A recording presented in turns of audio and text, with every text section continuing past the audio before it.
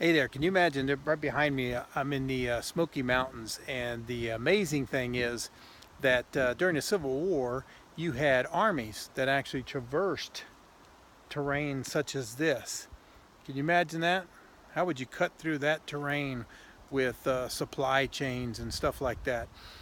That's a amazing task. Well, some of us, that's what we have to do. We go through this type of clutter, for a lack of a better word, in our lives. And you've heard the adage that a confused mind or a cluttered mind does nothing. And a lot of times in our family, in our business, we don't appropriately look ahead because we're so stuck in all the spider webs and the clutter and the foliage and the disorganization that exists in our day-to-day lives.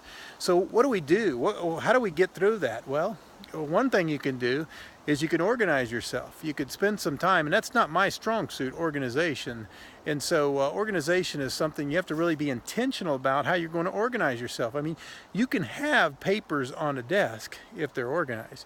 You can have clothes set out in certain place if they're organized. You can have your schedule any way you want it as long as it's organized. The key is organization. So looking for tips to help you organize yourself? Drop me a line at dan@danliberto.com.